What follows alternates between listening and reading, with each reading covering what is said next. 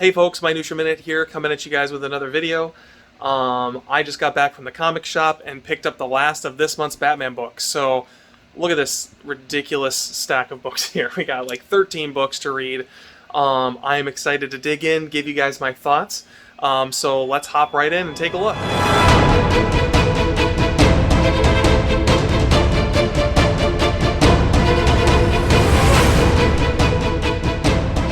Okay, so first book I read this week was Batman 109. It seems like every single issue you're following kind of a different plot thread, and things definitely are ramping up. Saint Industries is starting to make their move. A pretty big event happens at the end of this issue, and it feels like we're in the midst of this really big grand story.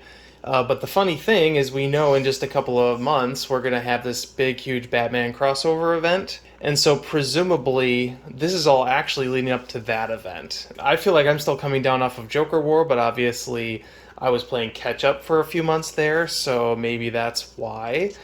This might feel a little bit more natural to other people, but that said, this is a good read. Some interesting stuff with Harley Quinn. I've mentioned before that it feels like the Harley Quinn book feels a little superfluous because she's so heavily featured in the main Batman story. Overall, this is a good read. Some elements from Detective Comics, from Catwoman, are kind of playing into what's going on in the main Batman title, which I like. The loose interconnectivity of these has been interesting. So not that there aren't plenty of Batman books to pick up already, but I did go ahead and pick up Batman The Adventures Continue Season 2. I did not read Season 1, but I went ahead and picked this up because it does feature the Court of Owls. They're introducing the Court of Owls into the Batman animated series universe, which obviously I grew up with the Batman cartoon, so I figured, what the heck, let's pick it up. I love the Court of Owls, and it's written by Paul Dini and Alan Burnett, so you kind of can't go wrong.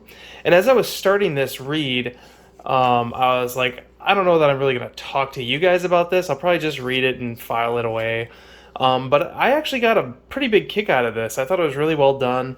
One of the things that Paul Dini and company were really, really good at with the animated series was finding interesting pairings of characters. Obviously, Harley and Ivy, they created Harley Quinn, but they also created Harley and Ivy as a pair.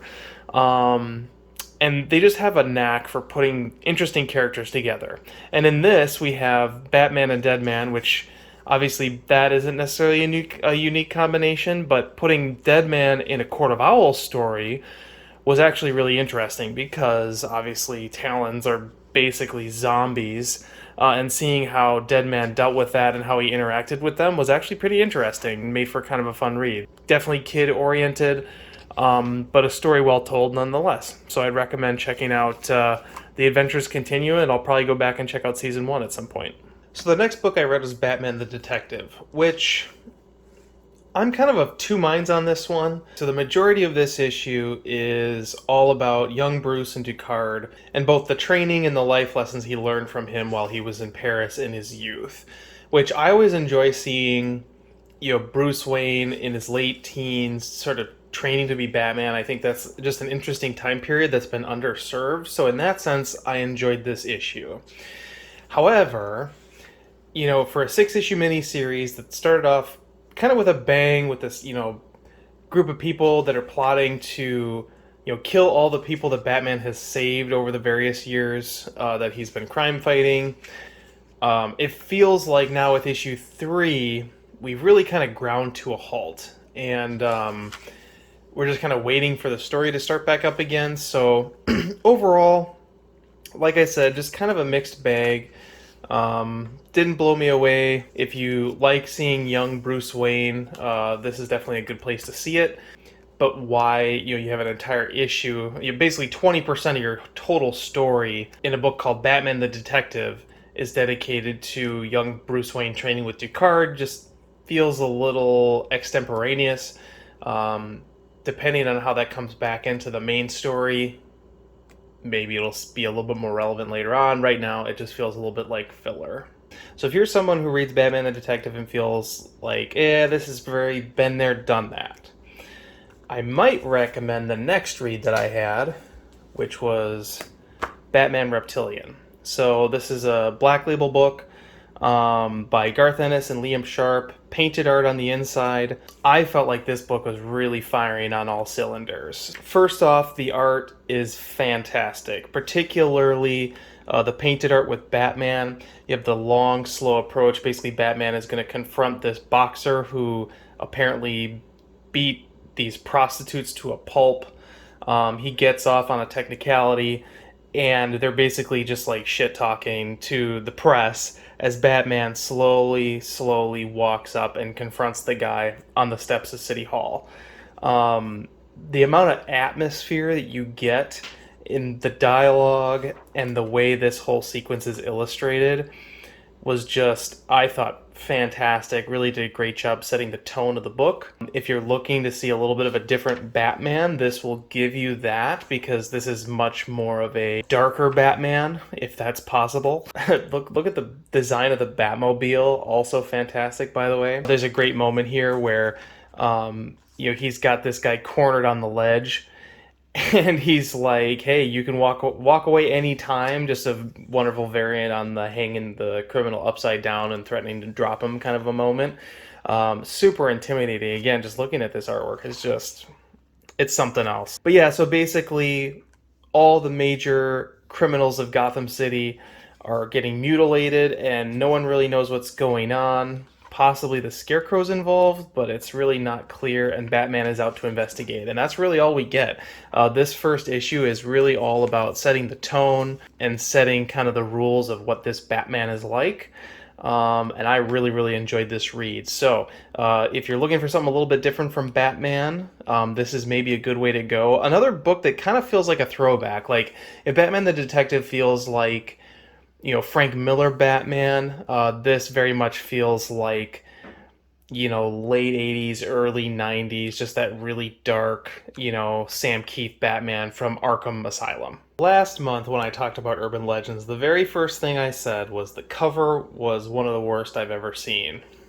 Fast forward to issue number 4, I think that this cover is amazing. Possibly my favorite cover of the whole month, although there's a couple really good ones this month. I just really dig the pulp nature of this. It just really completes this package in a way that I really liked. Usually when I read Urban Legends, like, there's some good, there's some bad. I'm always pretty mixed overall.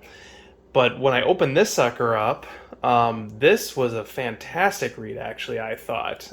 Every single issue within this was fantastic. So, Red Hood and Batman and Cheer, part 4 of 6. We've seen a lot of Bruce Wayne and Jason Todd bickering. In this, we really get the payoff for that, which is the chips are down, and Red Hood and Batman have this kind of realization that they truly need each other. That they really are family. And it kind of puts into perspective, like, all the bickering that's been going on up to this point, but really set up for a fantastic payoff in this issue where, they're both kind of desperate because they've kind of realized at this crucial moment just how important they really are to each other, which made for just a great read. We got Batwing and Superman Punch. This was probably the weakest story of the 4. However, that said, like, I'm not a huge Batwing fan. I only read a couple of the issues. It's funny because it was actually really intriguing when it started, and there were some kind of fun moments where the Riddler is letting goons out of various doors, and Batwing has to choose the right door to go through. He picks the right door, and there's still a bunch of goons in the other doors just, like, wanting to be let out, and Riddler's like, no, that's not how the game works. You guys are just stuck there now, which was kind of funny. But the whole thing kind of culminated with just kind of a trite ending that kind of let it down a little bit. The third story was Tim Drake and the Sum of Our Parts. This one's just a little bit harder to tell what's actually going on, just because we're just kind of reintroducing Tim Drake and really giving him the spotlight. They're back to just calling him Robin again, which is kind of nice. This story was, again, entertaining, well illustrated, just kind of kicking things off, so I don't have a ton to say about it. And then, as always, finishing the issue off with a bang was the Grifter story, The Long Con, part 4 of 5, so we're almost at the end. And this read was absolutely fantastic. So in this, Grifter pays Deathstroke to kick the crap out of him, all to lay a trap for Batman. So there's a lot of great banter between Deathstroke and Grifter in this. And then when they're in the midst of setting this trap for Batman, little do they know they accidentally set a trap for someone with a little bit more firepower. And sure enough, they bagged themselves Superman instead, which makes for a great reveal and a great predicament that Grifter finds himself in, which plays itself out throughout the rest of the issue. So, Grifter was great. The Red Hood story was great. Tim Drake's story was good. And then Batwing's story was okay. Overall, though, this is the best issue of Batman Urban Legends I've read so far. Starting from the cover all the way through each of the issues individually. This actually gets a strong recommend from me this month. So this month saw not one but two issues of Detective Comics. We got 1037 and 1038, both with good covers, but this 1037 one in particular I thought was really pretty cool. These issues had not two but three supporting stories. I won't talk a ton about those. 3 minutes is the one I would actually probably want to discuss, because that one, which is at the very end of issue 1037, heavily features Lucius Fox in an interesting way. So also this has art by Dustin Nguyen, who I really like his Batman art. I've always really enjoyed it. Really well supported by the colors in this too.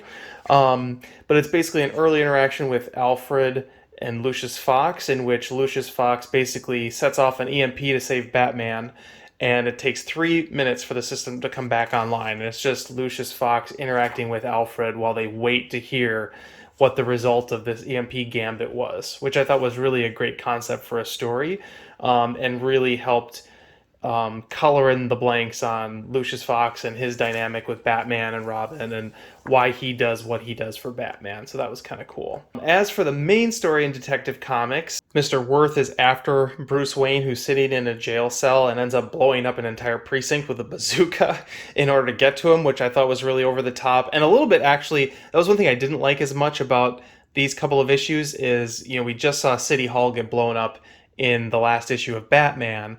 And so when you see this giant explosion in here, my mind, since I'm reading these all kind of back to back, immediately went to that story, and I had to remember, no, because Batman's somewhere else during that time. So we basically see City Hall get blown up, and then also the GCPD get blown up all over the course of, just a few pages in 1 month of issues. But that said, we're getting a little bit more into the details of this parasite that's behind everything. We get the return of Lady Clayface. There's a great moment where we get to see Batman actually using his micro caves underneath Gotham, which is pretty great. That's teased in this suit up cover for issue 1038, although the events of the cover actually happen at the end of 1037. Overall, still enjoying this read. It's a good book. Mariko Tamaki, I think, is knocking it out of the park, and I'm excited to see how this wraps up. I think overall, this has been a more cohesive story than what Tinian is doing in the main Batman, just because the various plot threads really are coming together, whereas with Batman, it just seems like we're still grasping at straws, just too many plots going on at once. She's doing a much better job pacing the story and bringing me along the ride, so that every single month I really get a sense of the rising action and understand what's going on.